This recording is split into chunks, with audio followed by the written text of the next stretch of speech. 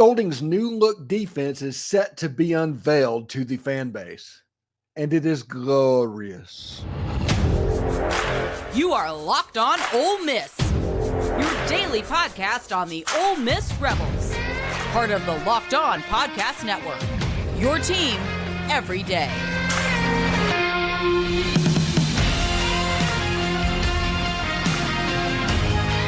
Hi, I'm Stephen Willis, a former staff member at Ole Miss and a 10-year veteran member of the national media with Yahoo Sports. Also did a little time at WSMV in Nashville. Thank you very much for joining us and tuning into the show this morning. Today on the show, we're going to talk about Pete Golding and Lane Kiffin unveiling their new look defense to the press and what that means, and also what other questions are going to happen during spring practice that can only be answered there, i.e. Sunterry and Perkins weight gain type stuff. The Hoops transfer portal season is open. Baseball is ranked, and the Lady Rebels are a number 7 seed. This is the Locked On Ole Miss podcast.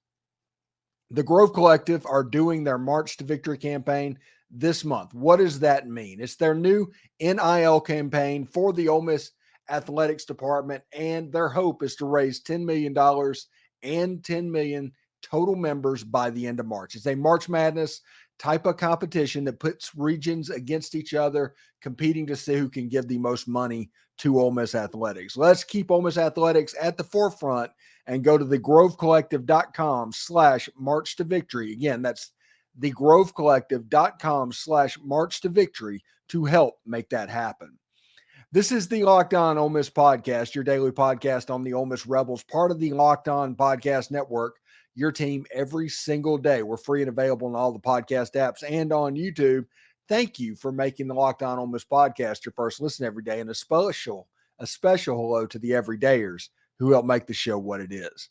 Today's episode is brought to you by FanDuel. FanDuel, make every moment more. Customers can join today and get $200 in bonus bets if your first bet of $5 or more wins. Visit FanDuel.com/lockedon to get started. So spring practice is finally here today, and we're going to have Michael Katz on the show this afternoon. He's going to go to practice and come back and report back all the good stuff that is going on. But we are going that last little bit of anticipation, because this is the unveiling of Pete Golding's new look defense. And what does that mean? The defense was good last year, and we're going to go over some stats in a little bit, but this is going to be a new look defense in this sense. Pete Golding has brought in Bryan Brown to be a co-defensive coordinator. The defensive coordinator from Cincinnati, he's been brought in.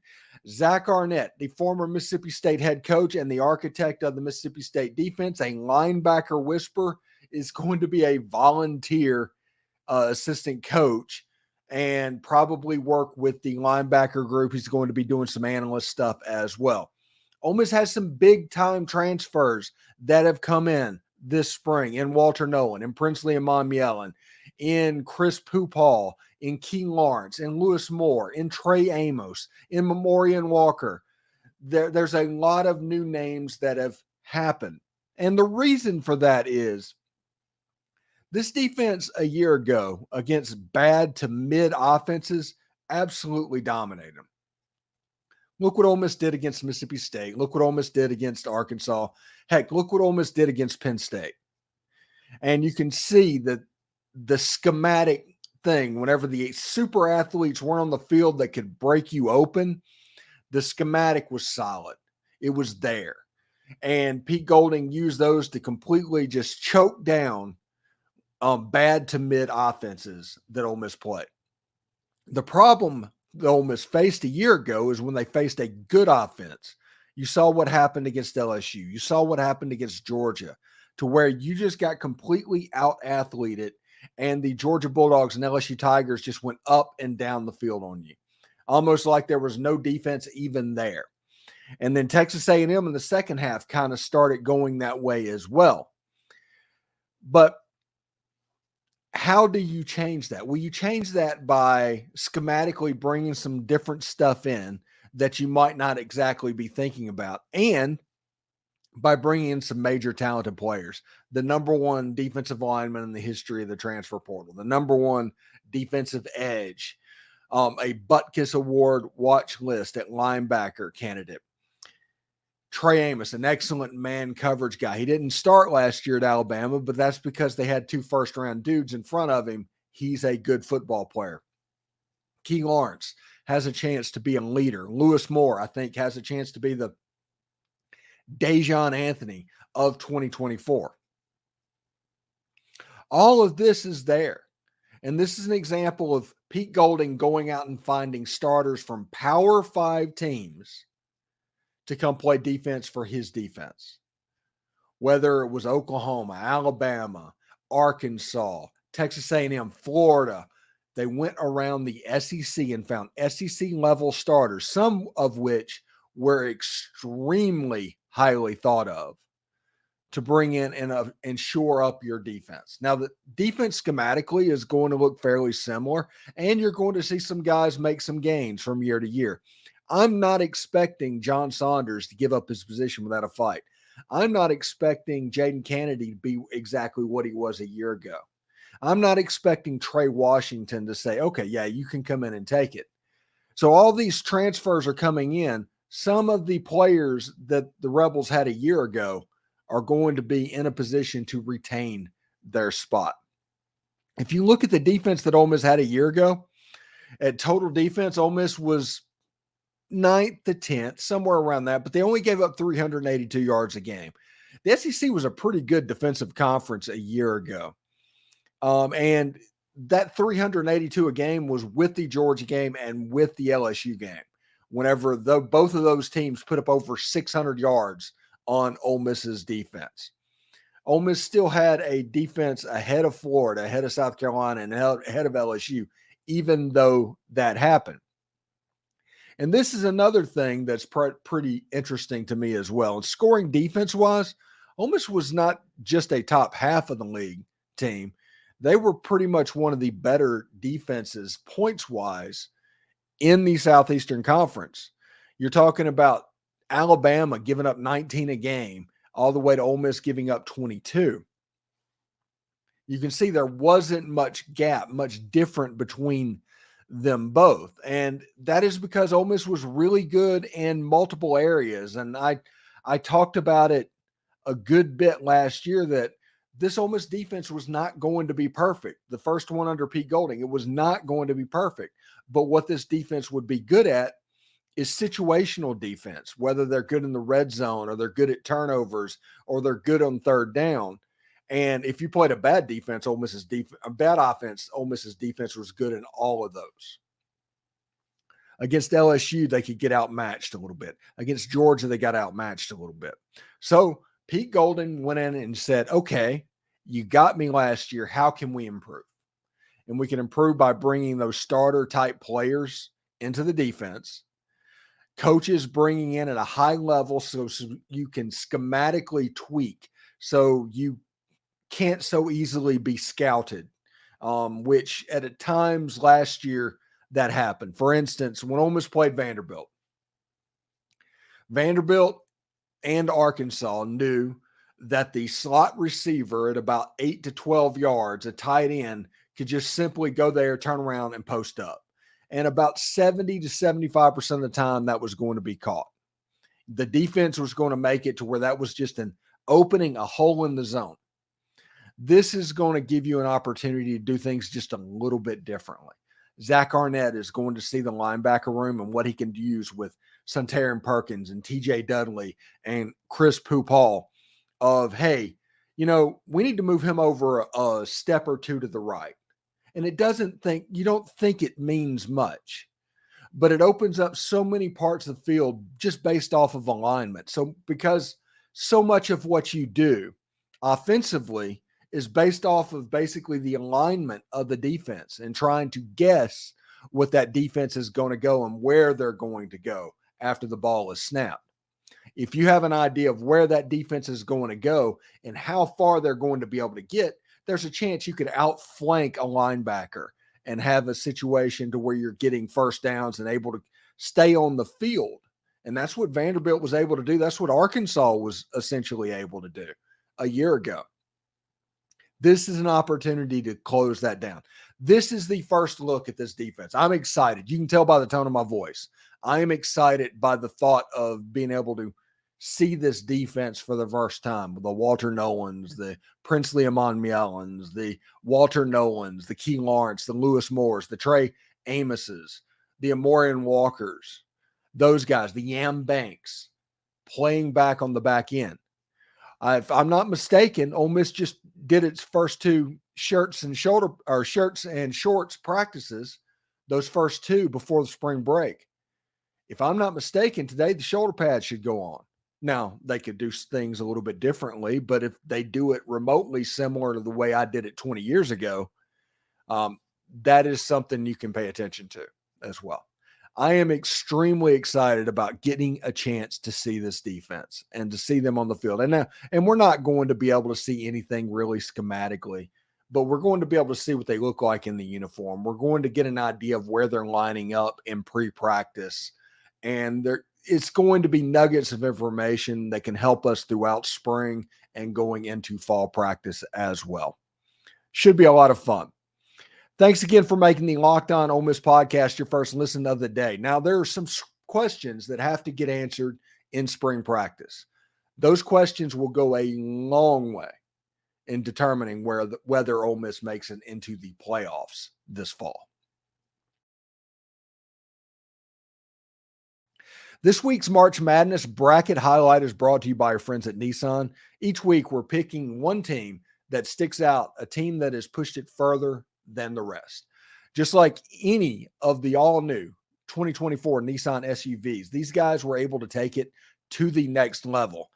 And the Utah State Aggies were obviously this week's Nissan Rogue. The team absolutely surprised us all with a powerful performance against New Mexico, giving them the top first outright Mountain West title in program history. They say win life, go Rogue. And that's exactly what the Aggies have done here. Take the Nissan Rogue, the Nissan Pathfinder, or Nissan Armada and go find your next big adventure. Shop NissanUSA.com. Fire TV is your destination for sports, from live games to in-depth analysis. Fire TV offers an amazing viewing experience for smart TVs, as well as a Fire TV stick that can plug into your existing TV that provides millions of movies and TV episodes, as well as free and live TV.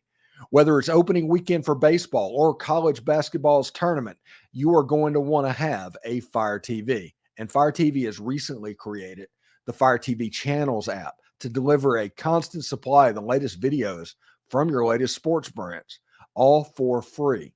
That includes all of us at Locked On and most of the big pro leagues and college conferences as well. Fire TV Channels lets you dive into all the game analysis, highlights, and more to keep up to date on the latest in the world of sports, including March Madness, NBA, MLB, and a whole bunch more. Not to mention all the news, entertainment, gaming, and travel and cooking videos as well. Check out Fire TV Channels on Fire TV and Alexa devices. If you haven't checked out Fire TV Channels, you should. Trust me on this. To learn more, go to www.amazon.com/LockedOnFireTV.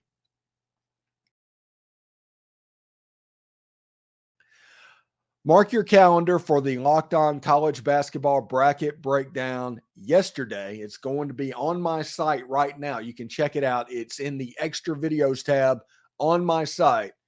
It was aired on Monday. Experts Andy Patton and Isaac Shade will break down, or have broken down, their brackets and discussed everything that you'll need to know to find out and how to fill out your winning bracket and prepare for this year's NCAA tournament. Find the Locked On Bracket Breakdown on Monday, that was yesterday, on the Locked On College Basketball Podcast or wherever you get your podcast. It's on the Ole Miss YouTube page. Go to Extra Videos. It is down there as well. So there's a lot of questions that going into spring practice, besides this new look defense, that we're going to want to pay attention to. And there's two questions that are really on my mind, and I'm sure it's on your mind as well. But let's talk about them for a second. Suntarine Perkins, his weight gain. How does he look? What type of a player does he look like? Is he somebody that is more fitted for a fifth defensive back role, that role that John Saunders played a year ago? Or has he put on enough weight where Ole Miss can put him on the Harold Perkins plan this year? Last year, he played football at about 200 pounds. That's not a good look. He probably needs to be somewhere around the 220 range. At 220, he's going to be a heck of a linebacker. He's going to be hell on wheels if we think about it. But he needs to get there. And is he the type of player that just has trouble gaining weight? I know that Ole Miss wants him to gain good weight. I get that. And you don't want him just going to Taco Bell and trying to put on some weight. But he desperately needs to put on some weight if you're going to keep him at linebacker. If not, you're going to have to put him in that hybrid Tony Connor type role, a place that you're recruiting Jacoby Hobson for the future. He's a good linebacker, but this is something we need to keep in mind. Ole Miss at linebacker in 2024 is going to have Chris Paul, who is going to be a leader of that unit. I do not care what anybody says. Even before a practice is had, I expect Chris Paul to be a leader of that linebacker room. Second, you're going to have TJ Dudley, who played in the Peach Bowl and played well. Now, he played the jack position, filling in for Cedric Johnson. But with Princely and Umanmielen, I think you're going to try and want to get TJ Dudley on the field. So look at him at linebacker as well. You have Suntarine Perkins. You have Raymond Collins.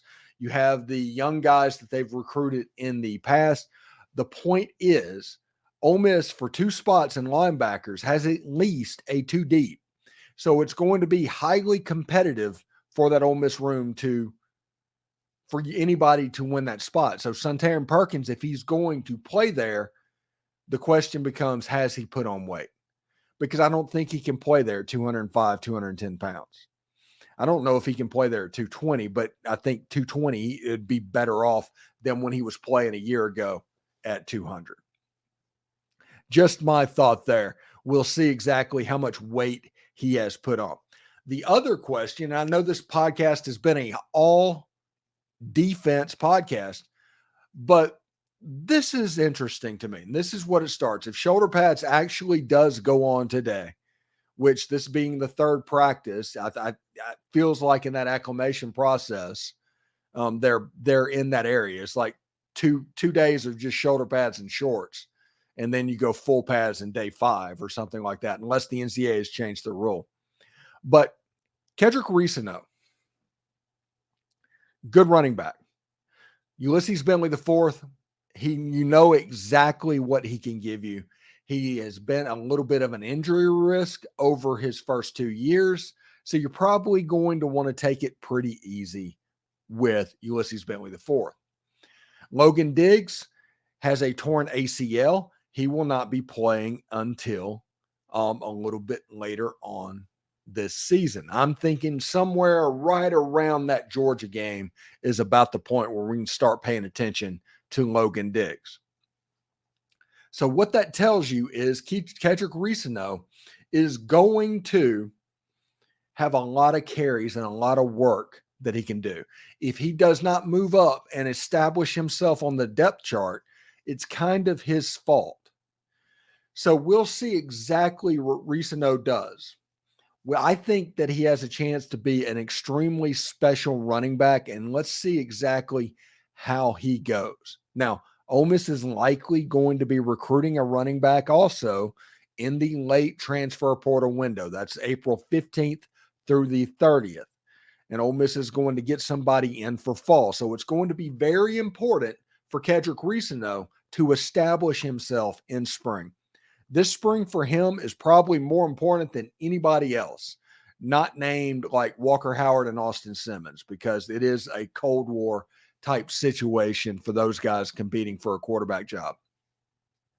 You know, I saw in my comments before we get out of here that we talk about the quarterback competition. Everybody's like, yeah, whoever is going to lose that battle is going to transfer out and is immediately going to do that. And, you're right. Quarterbacks transfer really, really quickly in modern college football. But what are the odds that Austin Simmons or Walker Howard are going to know that they're the number one quarterback to where the other can transfer? And if it does happen to where it's just a known quantity, does it matter if that quarterback transfers? Because if the other one was going to win the job anyway, does it matter? Just a thought I have at the moment. Pretty interesting stuff. Still more to come on the Locked On Ole Miss podcast, part of the Locked On Podcast Network, your team every day. The basketball transfer portal window is open, and Ole Miss is already a hot name right now getting mentioned. Say goodbye to busted brackets because FanDuel lets you bet on every single game of the tournament.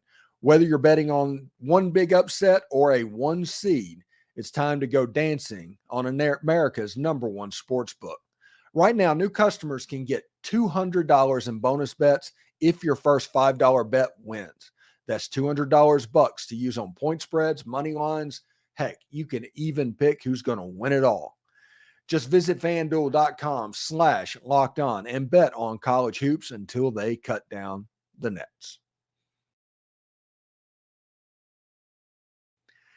Thanks for making Locked On Ole Miss podcast your first listen of the day, and shout out to the everydayers. Locked On has launched the first ever national sports 24/7 streaming channel on YouTube, and now it's also available on Amazon Fire TV and the free Fire TV channels app.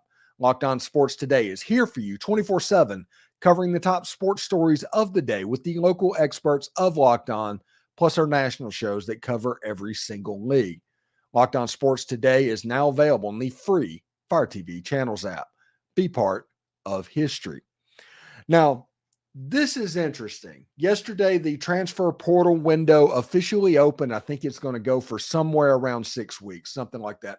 Don't quote me. It's going to be open for a long time. So everybody that's saying that's poo-pooing what's going on, the players that are going into the tournament, sure, they're thinking that NIL they could hold you hostage in the NCAA tournament or something like that. That realistically, that's not going to happen. But the kids that have been eliminated are hitting the transfer portal as we speak. And 4 names have kind of surfaced, not necessarily to watch. We are not that far down the road yet, but it gives you an idea of players that maybe Ole Miss is going after for a chance to get in, that they're thinking about being interested in recruiting. Now, if you look at it, Pepperdine Jr. Michael Ajayi, and he plans to enter the transfer portal. The 6'7" guard/forward is averaged 17.2 points and 9.9 rebounds per game this season. He also shot 47% from 3. You can see that positionless idea that Chris Beard likes. That shows up quite a bit as well. Central Arkansas has a transfer in Cameron Hunter, and he's heard from the following schools from after entering the portal, and that tells Kansas State, Georgetown, Auburn, Missouri, Ole Miss, pretty heady waters. Jordan Ivy Curry from UTSA is entering the transfer portal after leaving UTSA. He's averaged 17 points a game, 5 rebounds a game. I like to see these rebound numbers that are up. I like to see those quite a bit. And Furman guard Marcus Foster entered the transfer portal. He's somebody else that Ole Miss has reached out to and contacted. Now, remember, we're very, very early in this going on, but it's better to be mentioned than not be mentioned. Everybody's going to talk about, hey, it's March. Do you want a commitment from so-and-so?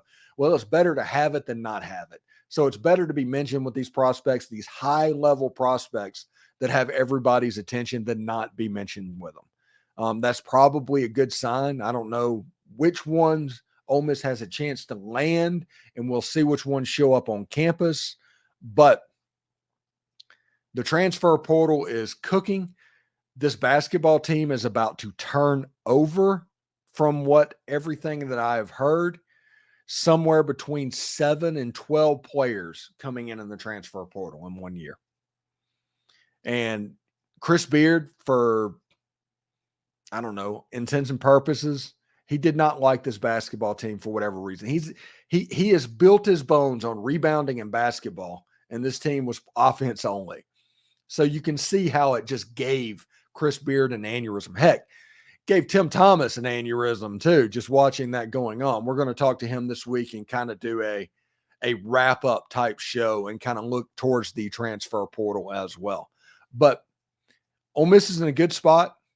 The transfer portal being open is great, and the contract extension that Chris Beard just signed promised him more NIL dollars. So we'll see exactly how they're able to build it up. So I'm pretty excited about that. Now, if you change the subject a little bit, Ole Miss entered the Baseball America top 25, coming in at number 17 after taking 2 out of 3 from South Carolina. Andrew Fisher having a game where he hit 3 bombs in a single game. That's absolutely an accomplishment worth talking about. But Ole Miss's baseball team, like I said on yesterday's show, it just looks like now that the Hawaii trip was just a strategic error. You lost 2 games at the end of the Hawaii trip. You ended up losing to Arkansas State. You end up losing the High Point. And other than that, you've lost 2 times in the course of the season. You lost to Iowa's first-round draft pick level ace, and you dropped a game to South Carolina that's ranked. And that should tell you pretty much all you need to know. Ole Miss has Memphis coming up. They have Southern Miss coming up. And they're about to go on the weekend this coming to Knoxville, Tennessee, to play the SEC's resident baseball psychopath in Tony Vitello. So we'll see exactly how that goes as well. Now, changing the subject again, Lady Rebels got their dance. They stayed off of that 8 and 9 seed line. They are number 7. The games are going to be played at Notre Dame, so it's not like they have to go across the country like they did a year ago. They play Marquette, who is the number 10 seed. The game is at like 3:30 Eastern, something like that on Saturday. But it's a situation, if Ole Miss gets past that, they'll likely get Notre Dame. And on the other side of the bracket, they're in the same region as South Carolina, but you don't have to worry about playing South Carolina until the Elite Eight. So we'll see exactly how that goes. Pretty fired up about Coach Yo, pretty fired up about where this team sits. We have Brantley Sanderson. He's on vacation. He is going to come on and talk about this tournament draw from Mexico on Wednesday, where I'm going to interview him on Wednesday before the game and everything is set up. So we're trying to get that done. We also have DeMarcus Lodge coming on the show this week. We also, we're doing a different stuff. We have Michael Katz tonight is going to be on the show to talk about what he saw in practice today, just kind of update that as well. So we'll see exactly how that goes. I'm pretty fired up about where it could be. Thanks again for making Locked On Ole Miss your first listen every dayers. We have Michael Katz of the Tupelo Daily Journal tomorrow to talk about today's practice. But for your second listen, Locked On has launched the first ever national sports 24/7 streaming channel on YouTube. Locked On Sports Today is here for you 24/7, covering the top sports stories of the day with the local experts of Locked On, plus our national shows that cover every single league. Find Locked On Sports Today now available on the free Fire TV channels app. And for those of you on YouTube, we'll send you there right now. Howdy toddy, everyone.